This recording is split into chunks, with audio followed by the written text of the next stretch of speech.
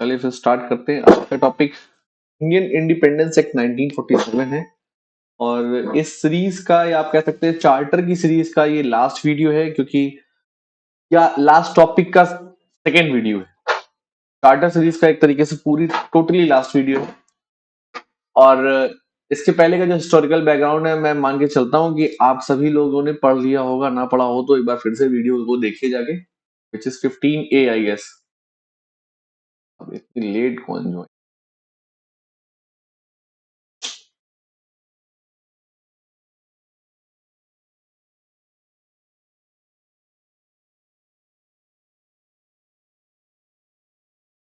चलिए ठीक। तो हम लोग जो है 1947 का हिस्टोरिकल बैकग्राउंड जान चुके हैं। काफी लंबी चर्चा है, वो आप लोग 2 घंटे के वीडियो में देख के शायद थक भी गए होंगे। अभी ने उसको पढ़ा, दोबारा उसको देखा, समझा, ठीक है, कोई बहुत ज्यादा दिक्कत तो नहीं हो रही है उसमें। जो मेन की प्रोविजंस हैं जो आपको पार्टीशन की ओर ले जा रहे हैं, वो वहां पे बताने की कोशिश की गई है, ठीक है। ग्लोबल इश्यूज को भी वहां पे बताने की कोशिश की गई है। तो 1947 में होता क्या है, एक एग्रीमेंट होता है, ठीक। और इस एग्रीमेंट को माउंटबेटन अपना डिस्कस करते हैं इंडियन नेशनल कांग्रेस से, मुस्लिम लीग से, और इसको डिस्कशन के बाद जो है अपनी रिपोर्ट भेजते हैं कहाँ पे, लंदन में, ठीक। इसके पहले जब ये लंदन में सारा का सारा डिस्कशन जाता है इंडियन नेशनल कांग्रेस का, मुस्लिम लीग का, इसी को हम लोग माउंटबेटन प्लान बोलते हैं। और इस माउंटबेटन प्लान को, रिपोर्ट को बेस बनाते हुए ब्रिटिश पार्लियामेंट ने क्या किया, 5 जुलाई 1947 को फाइनली इस बिल को जो है पार्लियामेंट में रखा जाता है और 18 जुलाई को जो है ये अडॉप्ट कर दिया जाता, ऑपरेटेड हो जाता है। मतलब इसमें जो किंग है वो साइन कर देते हैं और 15 ऑफ 1947 को हमारा आजादी हो जाती है और ये सब काम करने लगते हैं, ठीक। ये act created 2 new independent dominions. इस एक्ट में कहीं भी 2 इंडिपेंडेंट कंट्रीज की बात नहीं हुई है, भारत और पाकिस्तान। टेक्निकली ये दोनों इंडिपेंडेंट कंट्री नहीं थे, इंडिपेंडेंट डोमिनियंस लिखा हुआ है टेक्निकली। प्रैक्टिकली ये लोग इंडिपेंडेंट कंट्री थे। अभी आगे जाके जब हम लोग पूरा वीडियो देखेंगे तो समझ में आ जाएगा। अगर हम डोमिनियन की बात करते हैं तो डोमिनियन की जनरल लैंग्वेज क्या है, डोमिनियन की जनरल डिफिनीशन क्या है, वो डिफिनीशन ये है कि भाई आपका जो फॉरेन पॉलिसी हुआ करती थी, एक्सटर्नल अफेयर्स, विदेश नीति या फॉरेन पॉलिसी, मिलिट्री, ये सब जो है ब्रिटिश के हाथों में रहेगा और होम मिनिस्ट्री जैसे या फाइनेंस जैसे डिपार्टमेंट जो है वो नेटिव्स के पास नहीं है। ये एक जनरलाइज डिफिनीशन है। लेकिन यहाँ पे डोमिनियन एक अलग सेंस में, head of the nation 1947, 15 of अगस्त 1947 को जो हेड ऑफ द नेशन होगा वो गवर्नर जनरल होगा। और इसकी अपॉइंटमेंट कौन कर रहा होगा, इसकी अपॉइंटमेंट कर रहा होगा किंग ऑफ ब्रिटेन। इस एक्ट में यही लिखा हुआ। हालांकि इस गवर्नर जनरल के पास प्रैक्टिकल पावर नहीं है, वैसी प्रैक्टिकल पावर नहीं है जैसे पहले हुआ करती थी, ठीक। क्योंकि हमारा हेड ऑफ द नेशन किसी और कंट्री का है, उसकी अपॉइंटमेंट किसी और ने की है, इसलिए जो है इसको डोमिनियन बोला जाता है। प्रैक्टिकली सारी की सारी पावर जो है वो एंटरिंग गवर्नमेंट के पास है, ठीक है, एंटरिंग गवर्नमेंट के पास है और साथ ही साथ जो है कॉन्स्टिट्यूएंट असेंबली के पास है, ठीक। और ये कहा गया 1947 से लेके जब तक हमारा 1950 तक संविधान बनेगा, ठीक है, तब तक ये जो कॉन्स्टिट्यूएंट असेंबली है यही एक तरीके से पार्लियामेंट की तरीके वर्क करेगी। पार्लियामेंट मतलब यहाँ पे कुछ सिटिंग्स, कुछ मीटिंग्स में पार्लियामेंट की तरीके लेजिस्लेटिव वर्क करेगी। कोई बिल बनना है, कोई बिल नहीं बनना है, भाई देश का कानून भी चलेगा ना। 1947 से लेके 1950 तक देश चलेगा कैसे?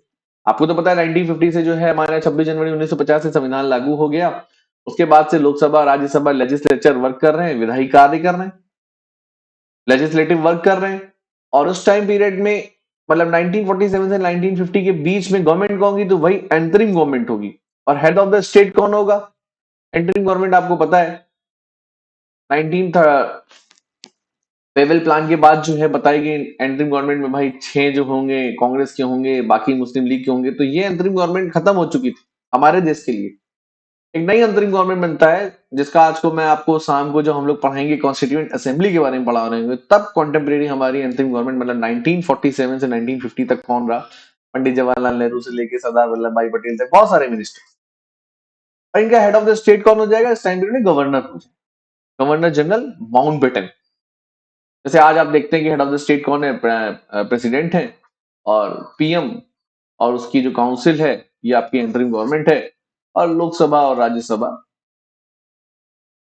दो चीजें। बस यही है कि ये लोकसभा राज्यसभा का काम कौन कर रहा है? कॉन्स्टिट्यूएंट असेंबली कर रहा है। एंटरिम गवर्नमेंट जो है वो पीएम एंड काउंसिल की तरीके काम कर रही है, और प्रेसिडेंट की तरीके हमारे यहाँ काम कौन करेगा? हेड ऑफ द स्टेट का काम कौन करेगा? Governor general. चूंकि हमारा हेड ऑफ द स्टेट जो है हमने खुद नहीं चुना है, वो किसी और की तरफ से थोपा गया है, इसलिए इसको डोमिनियन टेक्निकली मान के भी चलना चाहिए, और टेक्निकली है भी डोमिनियन। ऑल्दो आगे जाके जो है इंडियन कॉन्स्टिट्यूएंट असेंबली ने और पाकिस्तान की जो कॉन्स्टिट्यूएंट असेंबली है, दोनों ने ही इसको रिजेक्ट कर दिया और अपना रिजोल्यूशन पास करके Republic of India and Republic of Islamic Pakistan बना लिया। रिपब्लिक वो कंट्री होती है जहां का गणतंत्र, या रिपब्लिक वो कंट्री होती है जहां का हेड ऑफ द स्टेट जो होता है वो इलेक्ट होता है। अगर हम देखिए प्रेसिडेंट जो है, ठीक है, हम लोग प्रेसिडेंट के इलेक्शन में डायरेक्ट पार्टिसिपेट नहीं करते, लेकिन हमारे जो एमएलए हैं, हमारे जो एमपी हैं, वो प्रेसिडेंट के इलेक्शन में पार्टिसिपेट करते हैं। हमने उनको वोट दिया, वो हमारे बिहाफ पे इनडायरेक्ट वोट दे रहे होते हैं, तो कुछ लोगों ने तो उनको चुना ही होता है। और ये तो आप कह सकते हैं कि हमारा head of the state Indian ही है, कहीं बाहर से नहीं आया है, इसलिए जो है इसमें इंडिपेंडेंट डोमिनियन की बात हुई है।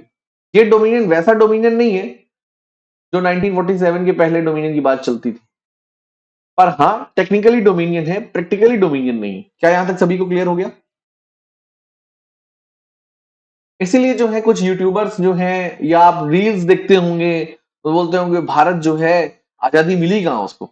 1947 का एक्ट तो हमको डोमिनियन मानता था, लेकिन 1947 के एक्ट में प्रोविजंस हैं जो ये कहते हैं कि कॉन्स्टिट्यूएंट असेंबली चाहे तो 1935 के एक्ट के थ्रू 1950 तक रूल कर सकती है, चाहे तो 1935 के एक्ट में अमेंडमेंट कर सकती, इवन 1947 के एक्ट में अपने हिसाब से अपनी कॉन्स्टिट्यूएंट असेंबली में अमेंडमेंट कर सकती है। उसने अमेंडमेंट किया, अपने आप को डिक्लेयर किया, एक सोवरेन कंट्री डिक्लेयर किया। हम यहाँ पे डोमिनियन इसलिए बोल रहे हैं क्योंकि हमारा हेड ऑफ द स्टेट किसी और के पास है, ऑल्दो उसके पास प्रैक्टिकल पावर नहीं है, लेकिन सोवरेनिटी तो नहीं है ना, हमारा हेड ऑफ द स्टेट किसी और देश का है। तो टेक्निकली इसको जो है डोमिनियन माना जाता है, प्रैक्टिकली इसको डोमिनियन नहीं मानते। क्या यहां तक सभी बच्चों को क्लियर हो गया? ये इंट्रोडक्शन है 1947 के प्लान का, टोटल इंट्रोडक्शन है। अब हम लोग इसके थोड़ा सा बैकग्राउंड में जाने की कोशिश करेंगे और देखते हैं क्या क्लेमेंट एटली जो है इस टाइम पीरियड में ब्रिटिश पार्लियामेंट में जो है प्राइम मिनिस्टर हुआ करते थे।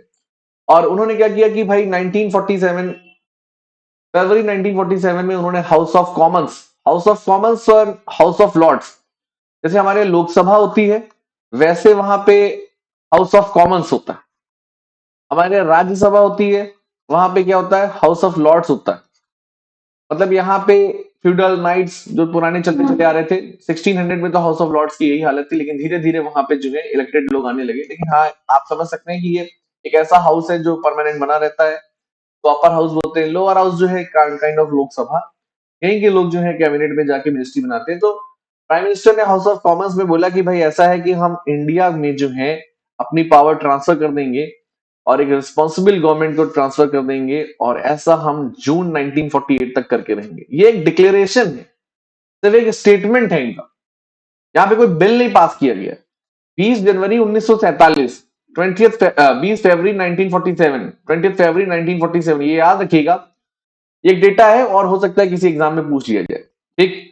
और जून 1948 में हमको आजादी देने की सोच रहे थे, लेकिन दिक्कत ये थी कि मोहम्मद अली जिन्ना को जो है कैंसर था, मैंने आपको बताया था, और उसके चक्कर में उसको बहुत जल्दी से जल्दी काम करना था इसके ऊपर।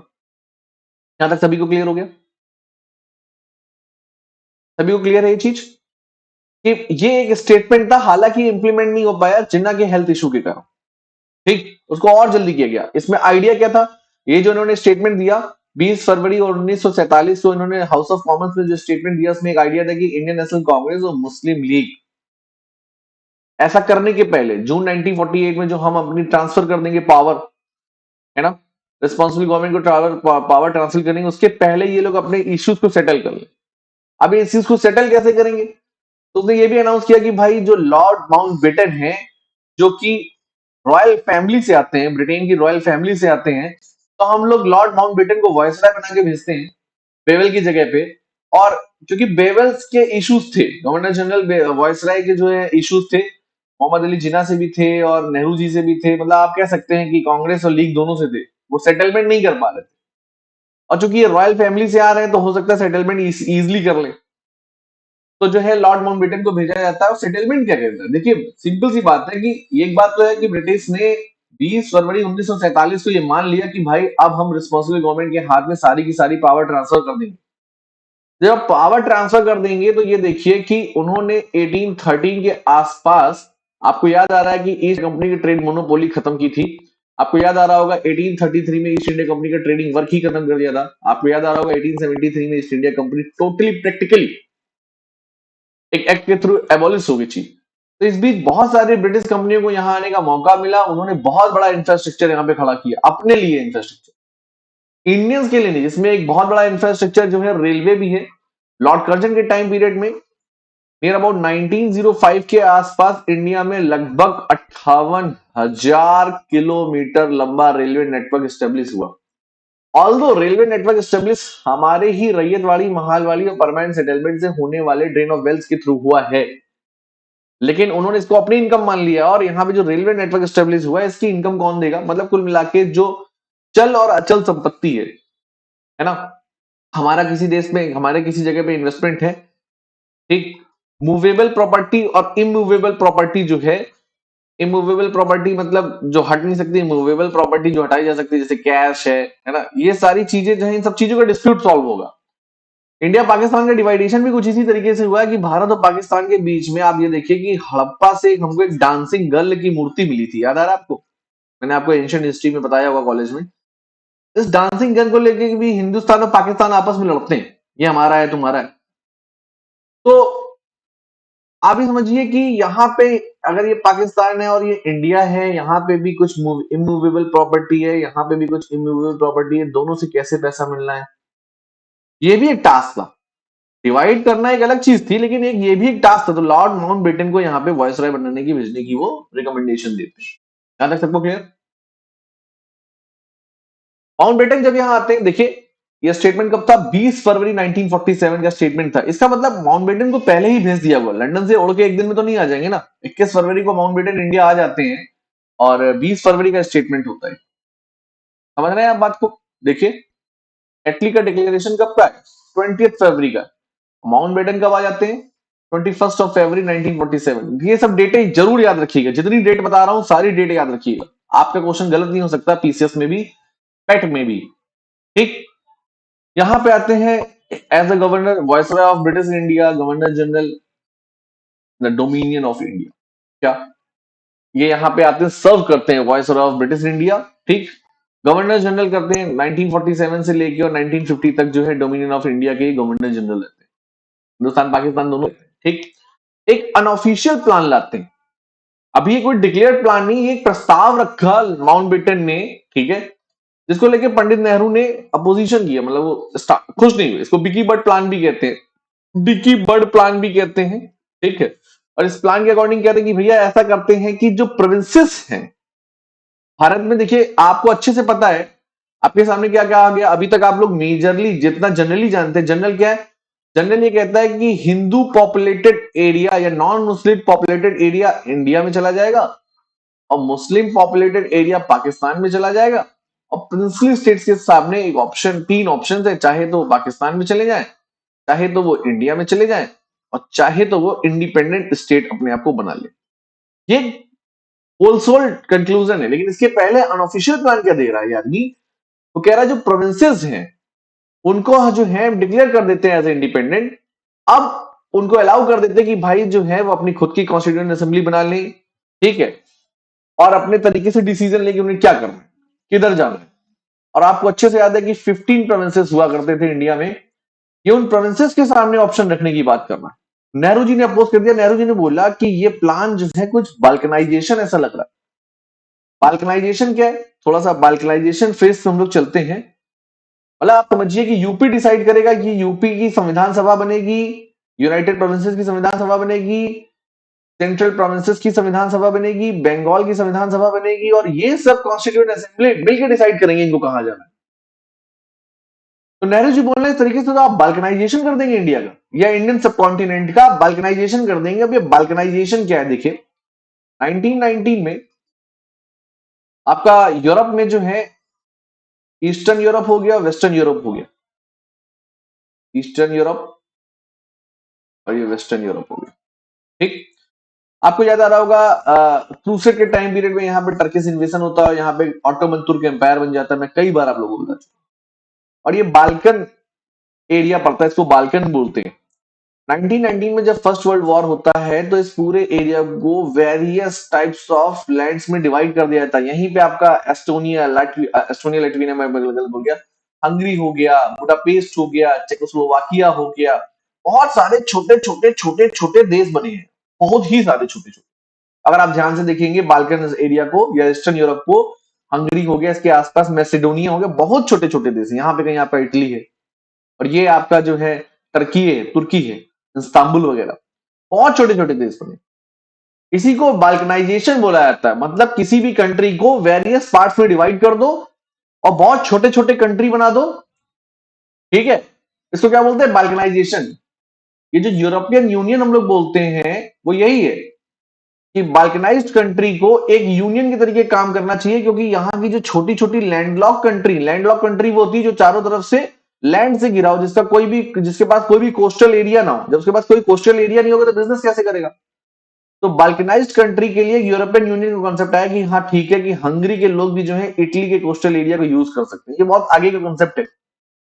तो बाल्कनाइजेशन आप लोग समझ गए कि नेहरू जी ने इसका क्यों अपोज किया।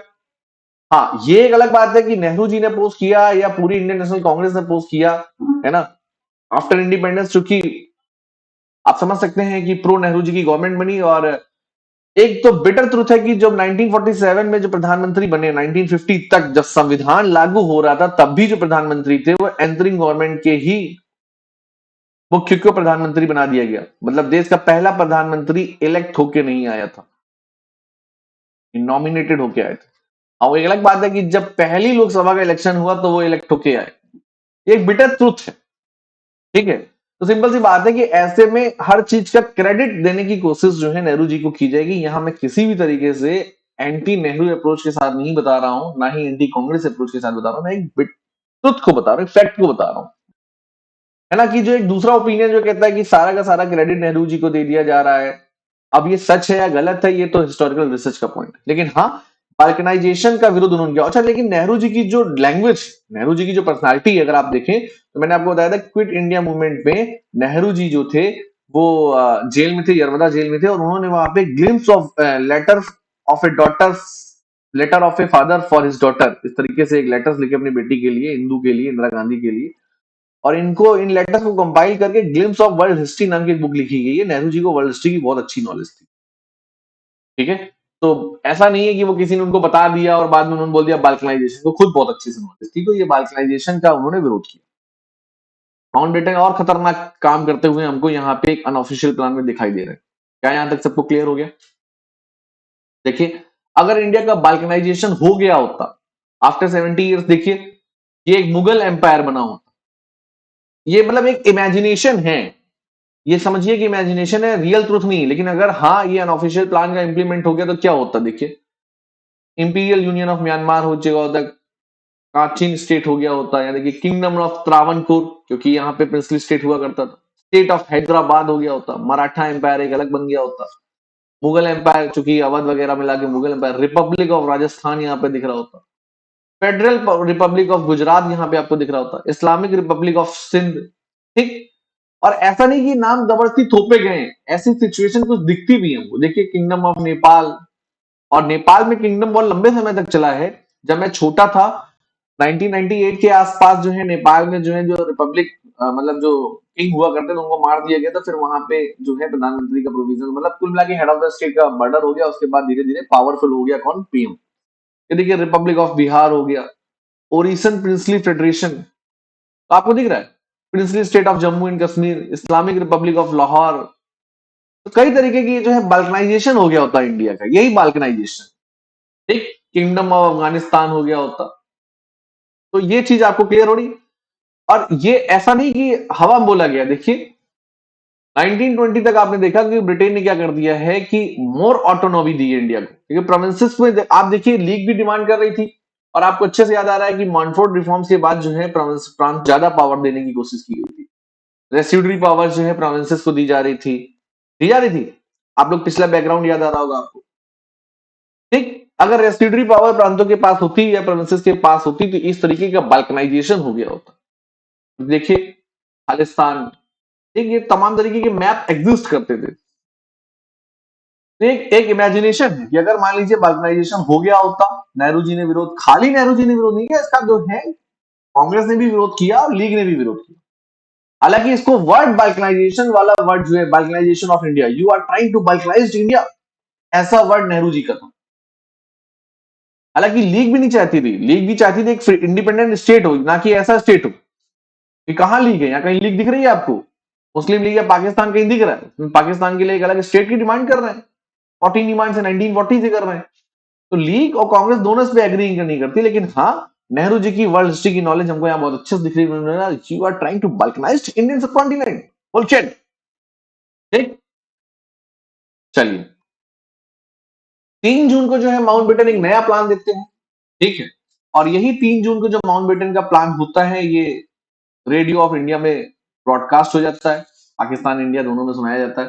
ठीक, और इसी को जो है मन बाटन प्लान भी बोल देते हैं हिंदी मीडियम वाले, मन बाटन प्लान, विकी बट प्लान भी बोला जाता है, मन बाटन प्लान भी बोलता है, और 3 जून प्लान भी बोला जाता है, ये याद रखिएगा, 3 जून प्लान। ठीक, आप लोगों ने बेवेल प्लान सुना, 3 जून प्लान सुना, ठीक है, अगस्त प्लान सुना, इसी तरीके से माउंटबेटन प्लान या पार्टीशन प्लान। इसी ये माउंटबेटन ने जो प्लान दिया है, इसी रिकमेंडेशन पे 1947 का जो है एक्ट बना है, और ये प्लान जो है इन्होंने इंडियन नेशनल कांग्रेस और पाकिस्तान से डिस्कशन के बाद दिया है। और अनऑफिशियल प्लान का जब दोनों ही पार्टीज ने अपोज कर दिया, उसके बाद ये प्लान आता है। क्या यहां तक सबको क्लियर हो गया? ओके, प्रोविजंस क्या है देखते हैं। प्रोविजंस माउंटबेटन प्लान में क्या है कि ब्रिटिश इंडिया वॉज पार्टनाइज्ड, इसको हम डिवाइड कर देंगे इंडिया और पाकिस्तान में, 2 डोमिनियन स्टेट बन जाएंगे। Constitution form the constitution assembly, एक विधानसभा बनेगी, would not be applicable to Muslims majority area. ठीक, कह रहा है जो कॉन्स्टिट्यूशन असेंबली बनी है, जो अभी जिससे हम लोगों ने इलेक्शन किया कैबिनेट मिशन के थ्रू, ये मुस्लिम मेजोरिटी वाले एरिया में इसके प्रोविजंस लागू नहीं होंगे। ठीक, और वो अपने लिए सेपरेट कॉन्स्टिट्यूशनल असेंबली बना सकते हैं। डायरेक्ट एक्शन डे जो जिन्होंने घोषित किया, जो बहुत सारे दंगे हुए उसके बाद, ये जो कॉन्स्टिट्यूएंट असेंबली है जिसका इलेक्शन हुआ कैबिनेट मिशन के थ्रू, आप लोगों ने लास्ट वीडियो में देखा था, जहां पे कांग्रेस मेजोरिटी में आ गई थी, वो कॉन्स्टिट्यूएंट असेंबली जो है वो नॉन मुस्लिम मेजोरिटी वाले एरिया के लिए संविधान बनाएगी, मुस्लिम मेजोरिटी वाले एरिया के लिए पाकिस्तान की खुद की कॉन्स्टिट्यूएंट असेंबली काम करेगी। क्या यहां तक सबको क्लियर हो गया? तभी कोई चीज क्लियर हो गई। बंगाल और पंजाब, बंगाल और पंजाब में क्या है, देखिए बंगाल और पंजाब में क्या है कि मेजोरिटी, आपको अच्छे से याद होगा जब कर्जन ने बंगाल का डिवाइड किया था, ईस्टर्न बंगाल 1905 में और वेस्टर्न बंगाल। ईस्टर्न बंगाल आपने देखा था कि मेजोरिटी मतलब नियर अबाउट 50 टू 55% मुस्लिम थी, और फिर जो वेस्टर्न बंगाल था इसमें मेजोरिटी मतलब near about 50 to 55% majority Hindu थी। फिर आपको याद आ रहा होगा कि 1911 में ये मर्जर कैंसिल कर दिया गया, बंगाल को फिर से एक स्टेट बना दिया गया। अब क्या है कि ये दोनों पॉपुलेशन यहाँ पे आ गई, मतलब यहाँ पे क्या है, इशू ये है कि कौन ज्यादा मेजोरिटी में, क्लियर नहीं हो रहा है। तो उसने बोला कि ठीक है, ये इसका पार्टीशन हो जाएगा अकॉर्डिंगली, दोनों ही एरिया, इसको जो है दोनों ही देशों में डिवाइड कर दिया गया, 2 प्रोविंसेस बनाए जाएंगे। माउंटबेटन प्लान ये रिकमेंडेशन दे रहा है, ये याद रखिए, ये रिकमेंडेशन माउंटबेटन प्लान की, और इसमें इसको लगभग 98% जो है, इसको जो है 1947 के एक्ट ने अडॉप्ट कर लिया। ठीक, तो माउंटबेटन प्लान ने कहा कि यहाँ की जो लेजिस्लेटिव असेंबली है बंगाल की और पंजाब की, ये डिसाइड करेंगे कि किस तरीके से पार्टीशन होना है। यहां तक सबको clear? Legislative assembly of Sindh would decide whether to join India, Indian constitution assembly या पाकिस्तान। सिंध जो है वहां की जो असेंबली है वो डिसाइड करेगी, लेजिस्लेटिव असेंबली। सिंध एक प्रोविंसेस है, 1935 के प्रोविजन के थ्रू वहां पे 1945 के आसपास इलेक्शन हुआ, और उन प्रोविंसेस में आपको याद आ रहा होगा, उन प्रोविंसेस में जो लेजिस्लेटिव गवर्नमेंट बनी है, इन्हीं प्रोविंसेस की जो लेजिस्लेटिव गवर्नमेंट है, इन्हीं ने क्या किया, कॉन्स्टिट्यूएंट असेंबली में अपने रिप्रेजेंटेटिव भेजे थे, याद आ रहा है आपको, ठीक। और उसी तरीके से वहां की जो लेजिस्लेटिव असेंबली है सिंध प्रांत की, वो डिसाइड करेगी कि उसको जो है इंडियन कॉन्स्टिट्यूएंट असेंबली को ज्वाइन करना है या पाकिस्तान की। क्या ये चीज क्लियर हो गई? और उसने डिसाइड किया कि वो पाकिस्तान के पास जाएगा, ठीक। ऑप्शन रखा गया कि आप किधर की ओर जाना चाहते हैं, ये लेजिस्लेटिव असेंबली ने डिसाइड किया था। और ये माना जाता है, इसकी इसीलिए आलोचना होती है कि देखिए पॉपुलेशन जो है वो डिसाइड क्यों नहीं कर रही है। जब NWFP north west frontier provinces में आपने रेफरेंडम का प्रोविजन रखा, जनमत संग्रह का प्रोविजन रखा, इवन जब कश्मीर में पाकिस्तान ने जो है 1948 में अटैक कर दिया, ठीक है, उसके बाद भी रेफरेंडम की बात रखी गई, तो रेफरेंडम क्यों नहीं रखा गया? उसका आप ये समझिए कि सोल्यूशन ये कहा जाता है कि भैया एक सीधी सी बात है कि लेजिस्लेटिव असेंबली में जो इलेक्टेड लोग थे उनको इंडियंस ने ही वोट दिया था। फिर इसका तुरंत जो है एक आप कह सकते हैं कि काउंटर अटैक किया जाता है कि भैया उस समय क्या सभी को यूनिवर्सल वोटिंग राइट था? 1935 के एक्ट के थ्रू सभी को यूनिवर्सल वोटिंग राइट था? नहीं ना, कुछ लोगों ने मिलकर डिसाइड कर लिया, सिंध के कुछ लोगों ने मिलकर डिसाइड कर लिया कि लेजिस्लेटिव असेंबली कैसे बनेगी, सभी सिंध के लोगों ने, और कुछ लोगों उन्हीं उन्हीं कुछ लोगों ने मिलकर मेजोरिटी से डिसाइड कर लिया, मतलब उसमें भी लेजिस्लेटिव असेंबली के सभी लोगों ने नहीं, मेजोरिटी से, मतलब मान के चलिए कि अगर यहाँ की पॉपुलेशन कितनी, 1000, ठीक, 1000 में से मान लीजिए सिर्फ और सिर्फ 500 को वोटिंग राइट है, और इस 500 में से भी ये मान के चलिए कि 50 सीटें बन रही हैं, 50 में से जो 26 लोग हैं, इन्होंने डिसाइड कर लिया कि सिंध जो है वो पाकिस्तान की कॉन्स्टिट्यूएंट असेंबली में जाएगा, ना कि इंडियन कॉन्स्टिट्यूएंट असेंबली। ये आलोचना है कि भाई यूनिवर्सल वोटिंग राइट का यूज नहीं हुआ है, आप कुछ लोगों को वोटिंग राइट दे रहे हैं, उसमें से 50 और 26 भला समझ रहे हैं। और ये इशू आज भी आप देखिए कि भारत में जो सरकार बनती है, हमारे यहाँ क्या 100% इलेक्शन वोट पड़ता है? इलेक्शन कमीशन कितना प्रचार करता है, आज से नहीं कर रहा है, नेहरू जी के टाइम पीरियड से कर रहा है, कंटिन्यूअसली करता चला रहा है। भला आप समझिए कि किसी भी एरिया में 60% वोट पड़ जाए तो इलेक्शन कमीशन बहुत खुश हो जाता है। आप सोचिए कि 40% लोगों ने वोट डाला ही नहीं, दे आर टोटली न्यूट्रल, और इस 60 में से मान लीजिए कि 31 लोग डिसाइड कर रहे हैं गवर्नमेंट किसकी बनेगी, 100 में से 31 लोग बताएंगे गवर्नमेंट किसकी बनेगी। देख रहे हैं, ये हमारी खुद की कमी है, संविधान की दी हुई कमी नहीं है, हमारी खुद की कमी। NWFP पे बोला गया कि नॉर्थ वेस्ट फ्रंटियर प्रोविंसेस, जो कि आजकल का पेशावर वाला एरिया है, वहां पे खान अब्दुल गफ्फार खान ने बाइकॉट किया रेफरेंडम का। और गजब की बात मैं आपको बताऊं कि कांग्रेस ने या गांधी जी ने खान अब्दुल गफ्फार खान से बोला कि आप इलेक्शन में पार्टिसिपेट मत करिए, उन्होंने बाइकआउट कर दिया, ठीक। मतलब आपको मैं बात बताऊं कि जब 1942 के बाद जब इलेक्शंस होते हैं तो NWFP north west frontier provinces जो है, यहाँ पे कांग्रेस मेजोरिटी की गवर्नमेंट बनती है, ना कि लीग मेजोरिटी की। उस कांग्रेस मेजोरिटी के लीडर कौन होते हैं? खान अब्दुल गफ्फार खान, इनको हम लोग फ्रंटियर गांधी भी बोलते हैं, सीमांत गांधी भी हिंदी में बोला जाता है। और हिंदुस्तान और पाकिस्तान के अकेले ऐसे लीडर हैं जिनको दोनों ही कंट्री से जो है सर्वोच्च नागरिक सम्मान मिला है। भारत से इनको भारत रत्न, और पाकिस्तान से निशाने पाकिस्तान, दोनों ही मिला है।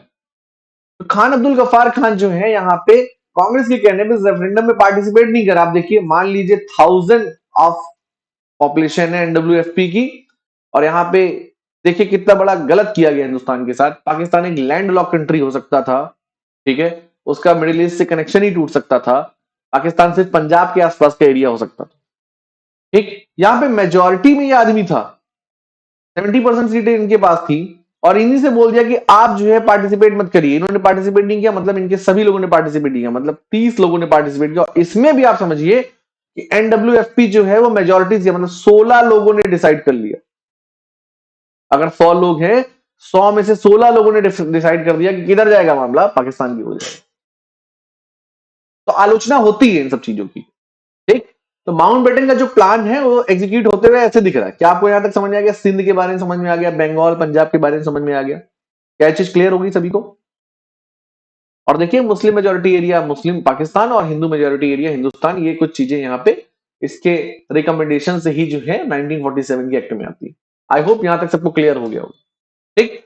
सिलहट, सिलहट असम में पड़ता है, ठीक है, यहाँ पे मुस्लिम मेजोरिटी थी, यहाँ पे भी रेफरेंडम की बात हुई, ठीक। और सिलहट जो है वो बांग्लादेश, मतलब ईस्टर्न पाकिस्तान में चला जाता है, उसका एरिया बन जाता है। ठीक है, रेफरेंडम से चला जाता है। प्रिंसली स्टेट के सामने क्या ऑप्शन रखा, माउंटबेटन ने प्रिंसली स्टेट के सामने ऑप्शन रखा कि भाई आप चाहे तो इंडिपेंडेंट रहे, चाहे तो इंडिया में चले जाएं, चाहे तो पाकिस्तान में चले जाएं। ये पूरी की पूरी जो है माउंटबेटन की रिकमेंडेशन।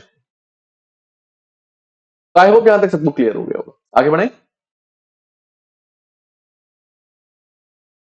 तो देखिए, माउंटबेटन प्लान जो आता है फिर वो रिकमेंडेशन देता है माउंटबेटन अपनी, ठीक, उसी रिकमेंडेशन पे क्या हो जाता है, उसका इंडियन इंडिपेंडेंस बिल बन जाता है।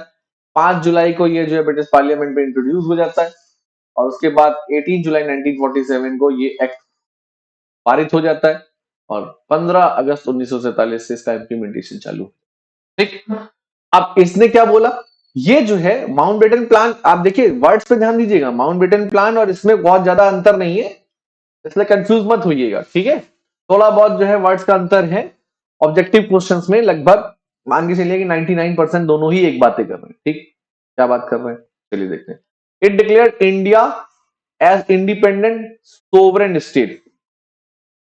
ठीक, सोवरेन स्टेट वर्ड गलत लिख दिया मैं यहाँ पे। It declared India as independent dominion state होना चाहिए। ठीक, यहां तक सबको क्लियर हो गया।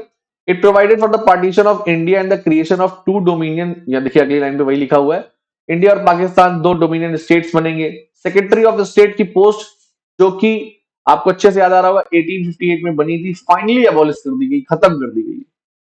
सेक्रेटरी ऑफ स्टेट खत्म हो जाएगा, वायसराय का ऑफिस जो है उसको भी खत्म कर दिया गया। ठीक, दोनों ही डोमिनियन के लिए गवर्नर जनरल होगा और इसकी अपॉइंटमेंट किसके रिकमेंडेशन पे होगी, किंग की रिकमेंडेशन पे होगी। मैं आपको भी इंट्रोडक्शन में 1947 के इंट्रोडक्शन में चीजें बता चुका हूं, आई होप सभी को क्लियर होगा। सेक्रेटरी ऑफ स्टेट खत्म हो जाता है। वायसराय आपको याद आ रहा होगा 1858 में बोला गया था कि जब वो किसी प्रिंसली स्टेट से कांटेक्ट करता है तो वायसराय होता है और जब वो किसी प्रोविंसेस से कांटेक्ट करता है तो गवर्नर जनरल होता है।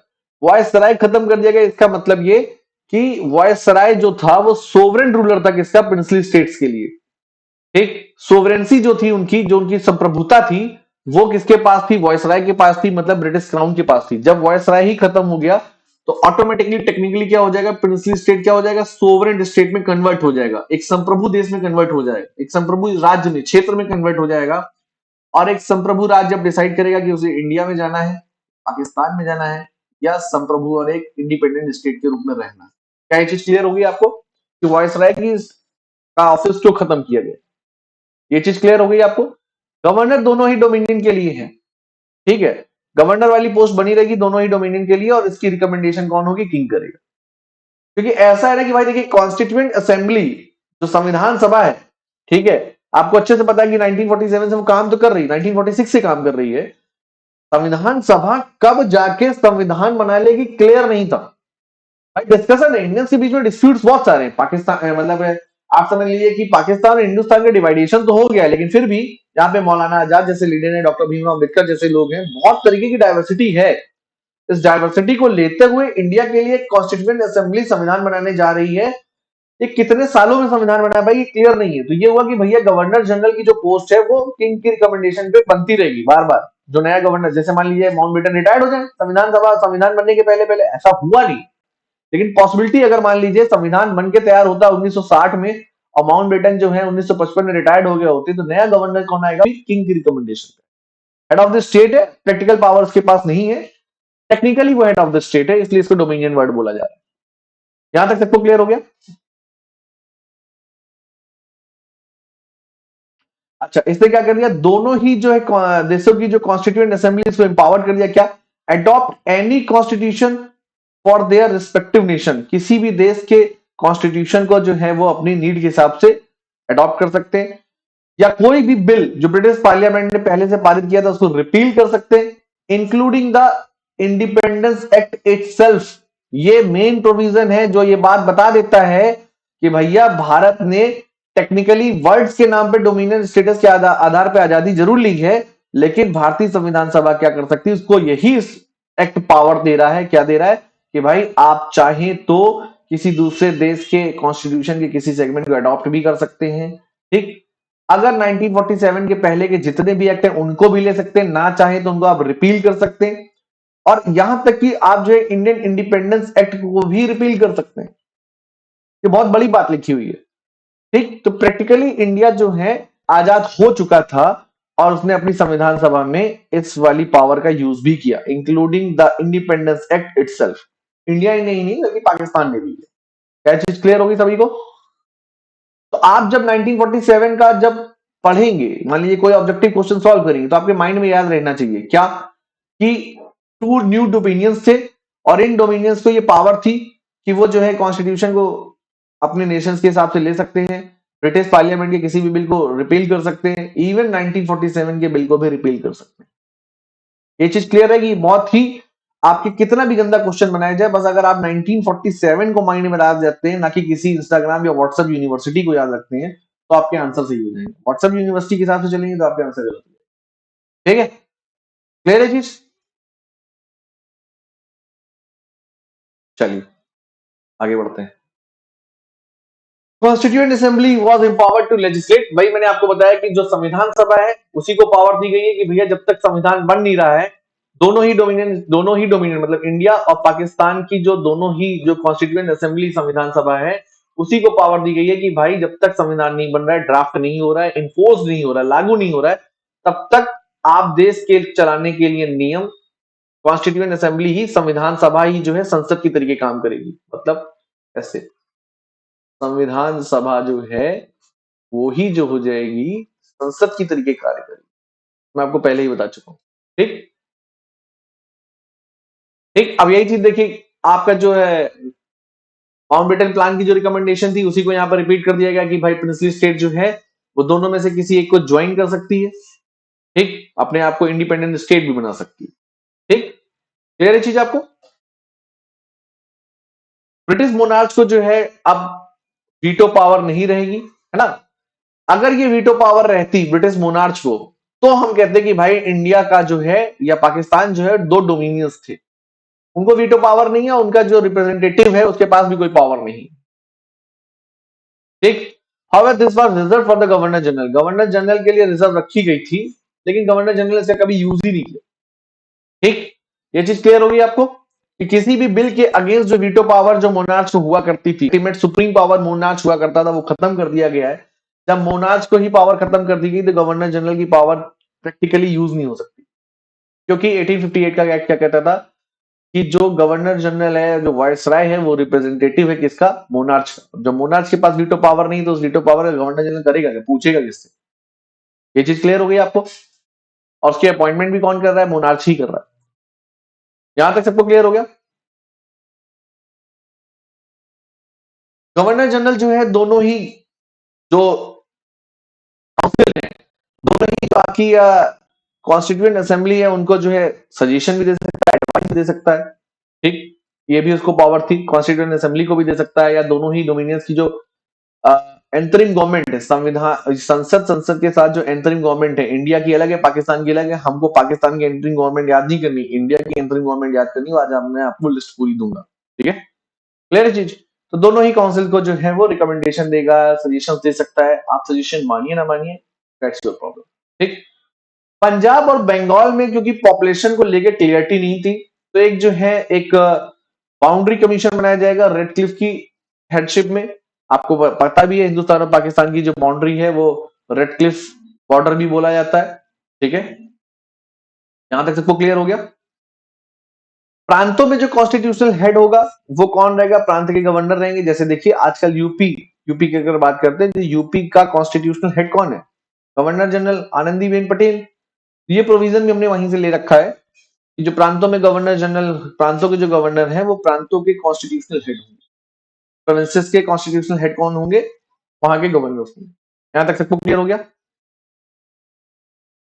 ठीक, अब इंडिया या जो पाकिस्तान है, जो दो डोमिनियंस हैं, उनका जो है ब्रिटिश के साथ रिलेशनशिप कैसे है? ब्रिटिश गवर्नमेंट के साथ। ठीक, तो वैसे ही है जैसे office of Commonwealth affairs, British department, British government में एक जो है ऑफिस ऑफ कॉमनवेल्थ अफेयर्स बना हुआ है। आप डायरेक्टली जो है ब्रिटिश पार्लियामेंट या ब्रिटिश गवर्नमेंट से कांटेक्ट नहीं कर सकते हैं। आपको जो भी एक्सटर्नल अफेयर्स रखने होंगे दोनों ही देशों को ऑफिस ऑफ कॉमनवेल्थ अफेयर्स से रखने होंगे। हालांकि आज इंडिया और यूके के बायलैटरल रिलेशन हो चुके हैं। अभी क्या है बात? बस ये है कि हमको टेक्निकली डोमिनियन बोला गया है यहाँ पे, हमारा हेड ऑफ द स्टेट भी जो है हमारा खुद का नहीं है। हमने जो अपना संविधान बनाया, कॉन्स्टिट्यूएंट असेंबली बनाई, वहां पे हमने अपने आप को एक सोवरेन संप्रभु रूलर डिसाइड कर दिया, घोषित, सोवरेन संप्रभु देश घोषित कर दिया। ठीक है, जब हम सोवरेन कंट्री बन जाएंगे, after the implementation of Indian constitution, जब हम सोवरेन कंट्री बन जाएंगे, तब हम उनसे बायलैटरल रिलेशन रखेंगे। लेकिन 1947 से लेके 1950 तक, 1947 से लेके 1950 तक हिंदुस्तान, और 1947 से लेके 1956 तक संविधान, पाकिस्तान का संविधान 1956 में बनता है। ठीक, पहला संविधान। पाकिस्तान में कई बार संविधान नहीं बन चुके हैं, अजब जाहिलों का देश है, उसकी तो बात ही नहीं करनी हमको। ठीक है, तो 1956 तक जो है पाकिस्तान भी और इंडिया भी 1950 तक जो ब्रिटिश गवर्नमेंट का ऑफिस ऑफ कॉमनवेल्थ अफेयर है, वहां से ही उसके रिलेशनशिप स्टेब्लिश रहेंगी। ये चीज क्लियर हो गई आपको? जो 25 संबंध जो है वो ऑफिस ऑफ कॉमनवेल्थ अफेयर्स ही देखेगा। कॉमनवेल्थ क्या है? कॉमनवेल्थ उन कंट्रियों के लिए बनाया गया एक डिपार्टमेंट है जो कभी ब्रिटिश कॉलोनी थी। और आज जब देखिए कॉमनवेल्थ गेम भी होते हैं, तो कॉमनवेल्थ गेम के बारे में भी आपको पता होगा, काइंड ऑफ ओलंपिक गेम्स की तरीके होता है। यहाँ पे जो है आपका मैराथन भी होता है, एथलेटिक्स गेम भी होते हैं, सारे कई तरीके के गेम्स होते हैं। लेकिन इस कॉमनवेल्थ गेम में पार्टिसिपेट सिर्फ वही कर सकते हैं जो कभी ब्रिटिश कॉलोनी थे। ठीक है, इसीलिए जो है आप मान के चलिए कि जो प्रेजेंट की गवर्नमेंट है वो इन सब चीजों का अपोज करती है। हालांकि बायलैटरल रिलेशन बनते हैं, ठीक है, कोई बात नहीं, लेकिन गवर्नमेंट तो अपोज नहीं करती, लेकिन गवर्नमेंट जिस पार्टी से वो पार्टी अपोज करती है कि भाई क्यों हम ब्रिटिश को इतना वैल्यू दे रहे हैं। ठीक है, हमारे उनसे बायलैटरल रिलेशन, हम एक सोवरेन कंट्री है, हम क्यों कॉमनवेल्थ गेम खेलें। लेकिन ठीक है, गेम खेलने के नाम से चल रहा है तो चलने देना चाहिए, इसमें कोई बुराई नहीं है। ठीक है, इससे हमारे जो स्पोर्ट्स के जो स्पोर्ट्समैन है उनकी जो है क्वालिटी या उनकी प्रोडक्टिविटी इनहेंस होकर आती है, ताकि वो जाके आगे ओलंपिक में पार्टिसिपेट कर ले, तो उसमें कोई बुराई नहीं है। ठीक, यहां तक सबको क्लियर हो गया? क्योंकि एक बार यूपीएससी में क्वेश्चन पूछा गया, हालांकि यूपीएससी के प्री में जो है स्पोर्ट्स नहीं पूछा जाता है, लेकिन एसे में एक बार क्वेश्चन पूछा गया था, आई गेस 2015 या 16 में, कि उसी टाइम पीरियड में ओलंपिक भी हुआ था। आप देख लीजिएगा जिस साल ओलंपिक हुआ हो 2015 में या 16 में, ठीक है, या शायद 14 में, देख लीजिएगा कब ओलंपिक हो, तो मुझे डेट नहीं याद आ रही। उसी साल पूछा गया था कि क्या भारत के लिए 100 स्वर्ण पदक या 100 मेडल ओलंपिक में एक दिवा स्वप्न है, इस तरीके का एक ऐसे था। तो आप स्पोर्ट्स की न्यूज से भाग नहीं सकते, है ना। हालांकि प्री में नहीं पूछा जाता, एक अलग बात है, पीसीएस में पूछा जाता है, तो आप स्पोर्ट्स न्यूज को पीसीएस में कवर कर सकते हैं। ठीक, यहां तक सबको क्लियर हो रहा है? किसी को कोई डाउट? आवाज सबको आ रही है? आगे बढ़े। ठीक, किंग ने जो है वो एम्परर ऑफ इंडिया का टाइटल छोड़ दिया। अब जो है एम्परर ऑफ इंडिया वो नहीं बचे, ये भी इस एक्ट में था कि आज से जो है किंग इस टाइटल का यूज नहीं करेंगे। ठीक है, governance of east dominions in the provinces by the government of act 1935, मतलब दोनों ही देश जो मैं आपको बता चुका हूं, इंट्रोडक्शन नहीं बता चुका हूं, दोनों ही डोमिनियंस जो है वो 1935 के एक्ट को यूज करते हुए जब तक संविधान नहीं बन रहा है अपने देश का शासन चला सकते हैं। हाँ, वे इसमें कुछ मॉडिफिकेशन भी कर सकते हैं, 1935 के एक्ट में मॉडिफिकेशन भी कर सकते हैं। जरूरी ही नहीं 1935 के रूल्स के हिसाब से चले। क्यों? आपको याद है कि 1935 का एक्ट ये कहता है कि कॉन्स्टिट्यूशनल डेस्पोटिज्म, संवैधानिक निरंकुशता किसके पास थी? गवर्नर के पास थी। अल्टीमेट पावर उसी के पास थी, प्रैक्टिकल पावर। अगर हम 1935 के हिसाब से चलाएंगे तो हमें दिक्कत होगी। तो वो हमको ये भी बोल रहे हैं कि भैया आप चाहें तो इसमें कुछ मॉडिफिकेशन भी कर सकते हैं। ठीक है, मतलब ये कि जो प्रैक्टिकल पावर है गवर्नर जनरल की, वो प्रैक्टिकल पावर एंटरिम गवर्नमेंट के हेड मतलब प्राइम मिनिस्टर को दे दी जाए। कुछ इस तरीके का मॉडिफिकेशन जो है दोनों ही देशों की संविधान सभाओं ने किया भी। क्या ये चीज क्लियर होगी आपको? ओके, आगे बढ़े। देखिए बाउंड्री कमीशन, देखिए आप देखिए रेडक्लिफ को एक दिया गया कि भैया आप जो है सेपरेशन करेंगे इंडिया पाकिस्तान का, महज 5 हफ्ते में। 5 हफ्ते कितने ही होते हैं, 1 जनवरी से लेके 7 फरवरी तक। फॉर एग्जाम्पल 5 हफ्ते में एक आदमी ने बिना प्रैक्टिकल सर्वे किए हुए इतना बड़ा पार्टीशन कर डाला। देखिए कितना बड़ा पार्टीशन कर डाला 5 हफ्ते के अंदर। हाँ, पेपर में बैठकर डिसाइड कर दिया। आपको पता है कि बहुत सी जगह ऐसी, पंजाब वगैरह में तो खेत किसी के खेतों के बीच से निकल गया, आधा खेत इधर आधा खेत इधर, किसी के मकान के बीच से निकल गया, आधा मकान इधर आधा मकान इधर। आप अपने हिसाब से यहाँ पे बस पेन चलाते चले गए, बना डाला। ठीक है, तो रेड क्लिफ ने क्या किया, 5 हफ्ते के अंदर इसको बना दिया, सबमिटेड कर दिया इसको, और 12 अगस्त 1947 को इसको मान लिया गया। अब ये देखिए पंजाब, ये वाला एरिया दिख रहा है आपको, ये एरिया, इसी को थोड़ा सा यहाँ पे जूम इन करके बताया गया, ये देखिए वेस्ट पंजाब ये पाकिस्तान में चला गया, ठीक, ईस्टर्न पंजाब ये हिंदुस्तान में चला गया। अब बहुत सी चीजें हैं, डिबेट क्या है कि लाहौर का एरिया जो है पाकिस्तान में जाएगा और यहाँ पे कुछ एरिया है वो हिंदुस्तान में आएगा, ये सब हम लोग हिस्ट्री में पढ़ेंगे, ठीक है। यहाँ पे भी रेडक्लिफ के सामने कई मसले थे जिनको अभी डिस्कस करने की जरूरत नहीं, लेकिन हाँ ये है कि यहाँ पे लेजिस्लेटिव असेंबली, आप माउंटबेटन ने बोला कि लेजिस्लेटिव असेंबली डिसाइड करेगी कि पार्टीशन कैसा होगा, लेकिन आप देख रहे हैं कि लेजिस्लेटिव असेंबली ने तो स्वीकार लिया कि ठीक है हाँ पार्टीशन को स्वीकारते हैं। लेजिस्लेटिव असेंबली जो पंजाब की है, जो बंगाल की है, वो ये डिसाइड तो कर रही है हम पार्टीशन को स्वीकारते हैं, लेकिन ये पार्टीशन जो लेजिस्लेटिव असेंबली ने खुद नहीं किया है, ये किसने किया है, ये किया है आपके रेडक्लिफ ने किया। क्या ये चीज क्लियर हो गई? बाउंड्री कमीशन के हेड कौन है? रेडक्लिफ, उन्होंने किया। क्लियर है चीज? बंगाल देखिए, तो ये आपका सिलहट है जो अभी मैंने आपसे चर्चा की थी, सिलहट में यहाँ पे रेफरेंडम होगा, यहाँ पे सिलहट पे रेफरेंडम होगा, और ये सिलहट रेफरेंडम से कहां चला जाता है? ईस्टर्न पाकिस्तान में चला जाता है, जिसका आजकल का हम लोग बांग्लादेश बोलते हैं। 1971 के बाद जो है ये बांग्लादेश बन गया। आई होप सभी को क्लियर हो गया होगा। एक थ्योरी ये है कि पाकिस्तान जो है वो देखिए देखिए एक सीधी सी बात है, और हमें लगता नहीं कि कुछ गलत थ्योरी भी है। थ्योरी गलत हो सकती है, लेकिन जो डिमांड है पाकिस्तान की वो गलत नहीं हो सकती।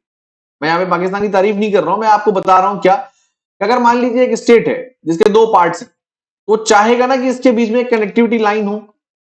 आखिर वो इतना लंबा चक्कर लगा के क्यों जाना चाहेगा? सी रूट से जाएगा तो उसको महंगा पड़ेगा, और अगर वो एयर रूट से जाएगा तो भी उसको महंगा पड़ेगा। एयर रूट से ले उसको इंडिया में पार्ट करने की परमिशन लेनी पड़ेगी। ऐसे में गलियारा चाहेगा, और एक थ्योरी ये है कि पाकिस्तान एक गलियारा चाहता था। गांधी जी कांग्रेस के ऊपर प्रेशर बना रहे थे कि गलियारा मिले, और इसी से नाराज होकर नाथूराम गोडसे ने गांधी जी को गोली मार दी। एक थ्योरी है, ठीक है। अब वो सुप्रीम कोर्ट ने जो है नाथूराम गोडसे केस को देखा, गांधी जी के डेथ का केस देखा, सुप्रीम कोर्ट ने जजमेंट दिया। आज तक वो फाइल बाहर नहीं आई, क्लियरिटी क्या है क्या नहीं है, लेकिन हाँ नाथूराम गोडसे के जो जो जो जो कृत्य है जो उन्होंने किया, भारत के जो है राष्ट्रपिता की हत्या की, उसको जस्टिफाई करने के लिए एक थ्योरी दी जाती है। अभी कितनी सही है कितनी गलत है ये भी रिसर्च का टॉपिक, ठीक। लेकिन हाँ ये सही है कि पाकिस्तान ऐसे चक्कर लगा के तो नहीं जाना चाहेगा।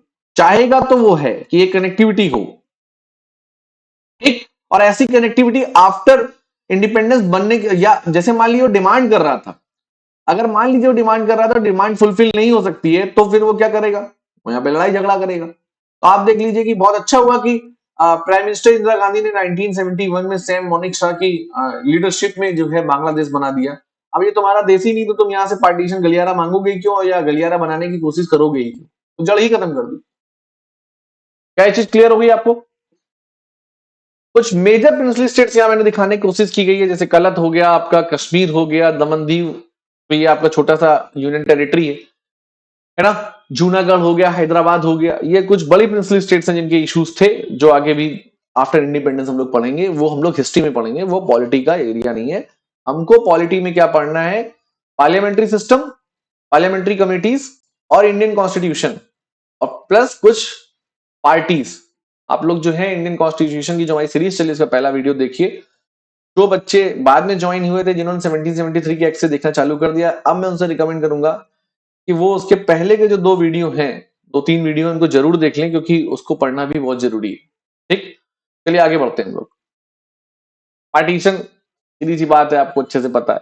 बड़ी विभत्स तस्वीरें आपको दिखाई दे रही होंगी सामने, बहुत लार्ज स्केल पे पॉपुलेशन इधर से उधर माइग्रेट कर रही है।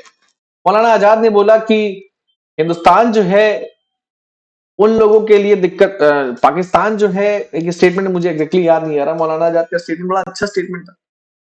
पाकिस्तान जो है वो हिंदू और मुसलमानों के लिए नर्क हो चुका है, क्योंकि अब वो वहां के बासिंदे नहीं रहे, उनको निकल के वहां से आना पड़ेगा, ठीक है। तो माइग्रेंट हो रहा है दुनिया का। एक एक राइटर थे, उनकी बहुत अच्छी सी कहा पंक्तियां हैं कि वो उम्मीदों का वसंत था। 1947 15 अगस्त के लिए उन्होंने बोला है कि वो नई उम्मीदों का वसंत। वसंत मतलब देखिए क्या होता है, पतझड़ हो जाता है, उसके बाद नए नए फूल खुलते हैं, नई नई पत्तियां आती हैं, हमें अच्छा लग रहा होता है। वो नई उम्मीदों का वसंत था। ये बात तो ठीक है कि भारत और पाकिस्तान आजाद हो रहे हैं, या भारत या इंडियन सब कॉन्टिनेंट आजाद हो रहा है, नई उम्मीदों के साथ आगे बढ़ रहा है, लेकिन साथ ही साथ वो काला समय भी था, क्योंकि पार्टीशन हो रहा है। यहां तक सबको क्लियर हो गया?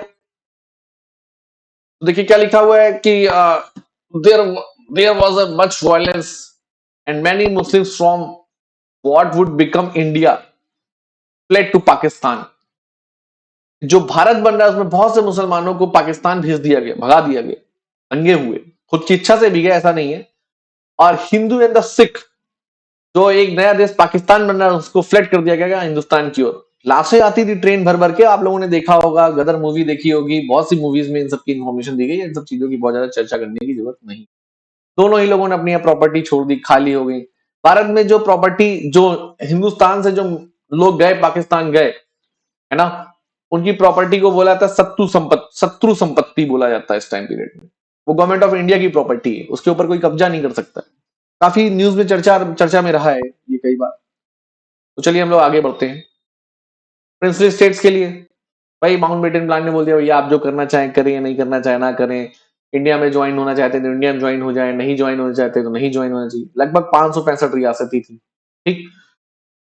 ज्यादातर प्रिंसली स्टेट्स ने क्या किया कि अपनी जो मर्जर किया है, जो उसको उन्होंने क्या है, उसको ये ज्यादातर ये इस चीज पे ध्यान दिया कि ज्योग्राफी उनकी क्या है, क्या वो बॉर्डरिंग एरियाज में पड़ते हैं। अगर वो बॉर्डरिंग एरियाज पे हैं तो उनकी जो है नीड ज्यादा है हिंदुस्तान और पाकिस्तान को। वो क्या करते हैं कि तब वो जाके जो है बार्गेनिंग की पोजीशन में पहुंच जाते हैं। लेकिन अगर प्रिंसली स्टेट बीच लैंडलॉक कंट्री में पड़ रहा है, हिंदुस्तान में इधर कहीं बीच में पड़ रहा है, इधर कहीं बीच में पड़ रहा है, तो उसने मर्जर कर लिया। तो 5 जुलाई 1947 को माउंटबेटन ने एक चैम्बर ऑफ प्रिंसेस करके एक मीटिंग रखी राजकुमारों की। सभी प्रिंसली स्टेट्स के वहां पे हेड आते हैं और लगभग 565 हेड्स होते हैं, लगभग ज्वाइन करते हैं, कुछ लोग नहीं भी ज्वाइन करते हैं। और यहाँ पे साफ साफ बोल दिया कि भैया आप जो है relation between Britain and Indian states would come to be end. आज से हमारे आपके रिश्ते खत्म, क्योंकि हम वॉइसरॉय बचे ही नहीं है, ठीक। 15 अगस्त 1947 से आप एक सुजरेन कंट्री बन जाएंगे। एक सुजरेनिटी जो है ब्रिटिश क्राउन के पास थी वो खत्म हो जाएगी। आपकी संप्रभुता जो ब्रिटिश क्राउन के पास थी कब से, 1858 से वो खत्म हो जाएगी। मैं आपको पहले भी डिक्लेयर बता चुका हूं इस चीज को। और आप जो है आप इंडिपेंडेंट हो जाएंगे। अब आप डिसाइड कर सकते हैं कि आपको किधर जाना। यहां तक क्लियर? तो जो इंडिपेंडेंट स्टेट्स थे, जो प्रिंसली स्टेट्स थे, उनको इंडिपेंडेंट स्टेट बना दिया गया। उनका भी पहले स्टेटस 1947 के पहले, 15 अगस्त 1947 के पहले भी उनका भी स्टेटस कैसा था, डोमिनियन लेवल का था। वो उसको खत्म कर दिया माउंटबेटन ने। और प्रिंसली स्टेट्स जो है उनको एडवाइस दी गई कि भैया वो किसी भी एक डोमिनियन को, हिंदुस्तान या पाकिस्तान को ज्वाइन कर सकते हैं, चाहे तो एक इंडिपेंडेंट स्टेट की तरीके काम कर सकते हैं, ठीक। लॉर्ड माउंटबेटन ने और क्या किया, जवाहरलाल नेहरू जो है इंडिया के पहले प्रधानमंत्री बने, सरदार वल्लभ भाई पटेल पहले होम मिनिस्टर बने। आज जब हम लोग कॉन्स्टिट्यूएंट असेंबली की हिस्ट्री पढ़ेंगे तो वहां पे हम लोग शाम को, या शाम अगर किसी चीज में फंस गया तो कल सुबह हम इन सब चीजों पे चर्चा करेंगे कि कौन मेजरली। आप मान लीजिए कि सरदार वल्लभ भाई पटेल पहले होम मिनिस्टर और प्राइम मिनिस्टर कौन, जवाहरलाल नेहरू। वो बहुत पूरी पूरी की पूरी कैबिनेट आपको याद होनी चाहिए, ठीक है। और पेट फॉर यूपीपीसीएस, ठीक, इवन फॉर यूपीएससी। इवन इसलिए बोला है कि यूपीएससी किसी एक का पोर्टफोलियो लिख सकती है, स्टेटमेंट के नाम पे आपको फंसा सकती है, ठीक। लेकिन अगर आप बात करते हैं यूपी पेट, यूपी पीसीएस या बिहार पीसीएस की बात करते हैं, या आप नेट जेआरएफ की भी बात करते हैं, तो आपको ये याद रहनी चाहिए, ठीक। 550 प्रिंसली स्टेट ने लगभग मर्जर कर लिया, ठीक। जम्मू कश्मीर आपको अच्छे से पता है, ये पूरा का पूरा एक चैप्टर है जम्मू कश्मीर। इंडियन कॉन्स्टिट्यूशन में जो जम्मू एंड कश्मीर वाला एरिया है, मतलब आर्टिकल 370 हम लोग पढ़ेंगे, तो उसके पहले मैं आपको पोस्ट इंडिपेंडेंस के बारे में थोड़ा सा बताऊंगा, क्योंकि मॉडर्न हिस्ट्री तक वहां तक नहीं पहुंच पाई होगी। लेकिन फिर भी मैं आप जैसे एक हिस्टोरिकल बैकग्राउंड का कल एक वीडियो ले लेता, उसी तरीके से वीडियो ले लूंगा।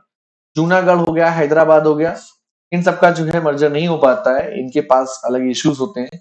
जम्मू कश्मीर के राजा जो है फ्री होल्ड हो जाते हैं। जूनागढ़ का भी राजा फ्री होल्ड होने की बात करता है, हैदराबाद की भी।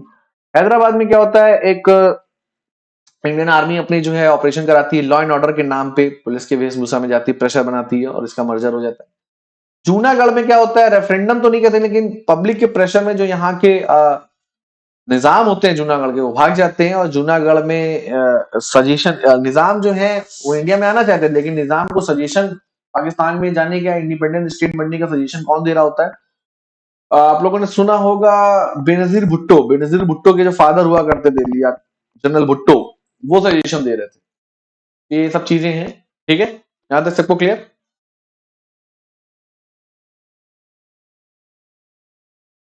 देखिए, इंडिपेंडेंस एक्ट जो है उसको रिपील कर दिया गया। आर्टिकल 395 इंडियन कॉन्स्टिट्यूशन का आर्टिकल 395 और 221 पाकिस्तान में जो है, पाकिस्तान मतलब इंडियन कॉन्स्टिट्यूशन का जो आर्टिकल 395 और पाकिस्तान का जो 221 आर्टिकल है 1950 में 1956 में, दोनों ने ही इंडियन इंडिपेंडेंस एक्ट को रिपील कर दिया, खत्म कर दिया। हम नहीं मानते आपकी बात को, हम एक सोवरेन कंट्री बनने जा रहे हैं।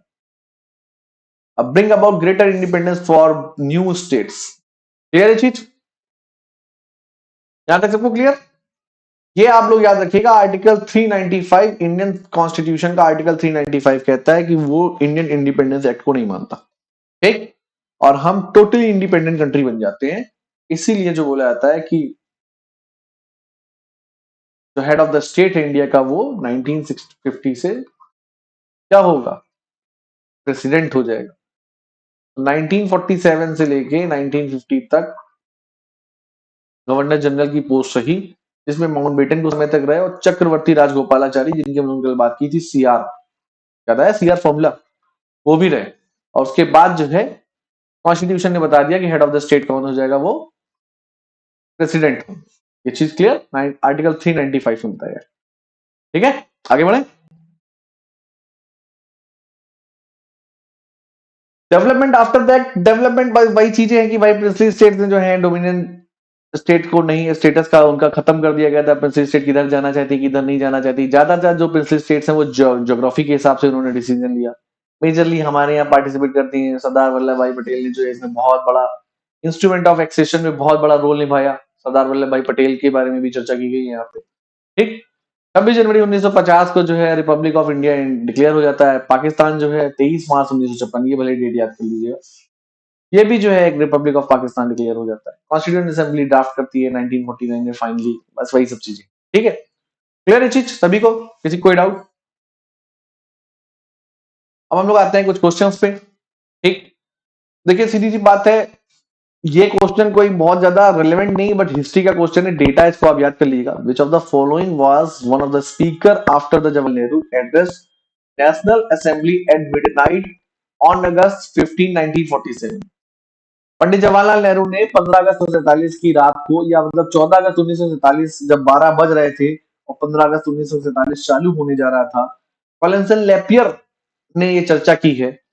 Freedom at midnight, 12 o'clock, freedom at midnight book का नाम है। वहां पे ये उन्होंने बताया कि पंडित जवाहरलाल नेहरू ने नेशनल असेंबली को संबोधित कर रहे थे रात में, और उनके बाद जो है ये संबोधन किसने किया? ये संबोधन सरदार वल्लभ भाई पटेल ने। ठीक है, ये चीज क्लियर? एक डेटा है, ठीक। फिर कह रहा है, ये देखिए नेक्स्ट क्वेश्चन देखिए, with reference of the Mountbatten plan choose the correct statement given below. It sought to grant dominion status to India and Pakistan. हाँ ठीक है भाई, ये तो ठीक है। It provides for the creation of a boundary committee. हाँ ठीक है, इसने बाउंड्री कमेटी की भी बात की थी, ठीक है।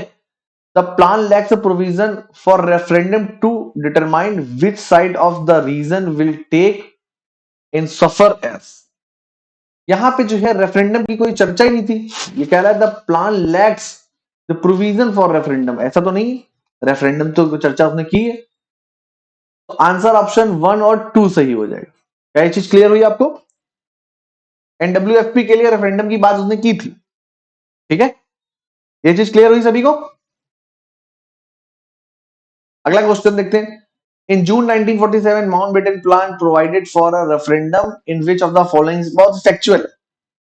भैया जून 1947 में माउंटबेटन प्लान ने किस स्टेट के लिए रेफरेंडम की बात की? तो देखिए नॉर्थ वेस्ट फ्रंटियर प्रोविंसेस और प्लस सिलहट, याद रखिएगा। सिलहट याद है ना आपको? अभी मैंने आपको बताया था बांग्लादेश के एरिया जो रेफरेंडम से गया, ठीक। हम एनडब्ल्यूएफपी हमेशा याद रखते हैं खान अब्दुल गफ्फार खान के कारण, लेकिन हम सिलहट भूल जाते हैं। सिलहट जरूर याद रखिएगा, ठीक। तो यहाँ पे क्या हो जाएगा? नॉर्थ वेस्ट फ्रंटियर प्रोविंसेस, ठीक। अब अगला देखते हैं। तो distribution of power between the centre and the states in Indian constitution. भारतीय संविधान में केंद्र और राज्य के बीच में, सेंट्रल और स्टेट के बीच में शक्तियों का बंटवारा हुआ है, वो किससे लिया? अब अभी तो आपको खट से मार देंगे, 1947 1935 से लिया है, खट से मार देंगे, ठीक। लेकिन एक बात याद करिए कि 1919 में भी जो है सेंट्रल स्टेट लिस्ट बनाई गई थी, अब हो सकता है कि वहां पे ये कंफ्यूज हो जाए कि पहली बार कब डिवाइड किया, मतलब मैं तो कंफ्यूज हो जाता था। आप लोग हो सकता है नए बच्चे स्मार्ट हैं, ना कंफ्यूज हो आगे भी, लेकिन ये याद रखिएगा कि हाँ भाई 1935 में जो सेंट्रल स्टेट लिस्ट बनी थी उसी का प्रोविजन जो है भारतीय संविधान में किया गया। यहाँ तक सबको क्लियर? तो आज के लिए धन्यवाद, बाकी हम लोग मिलते हैं शाम को।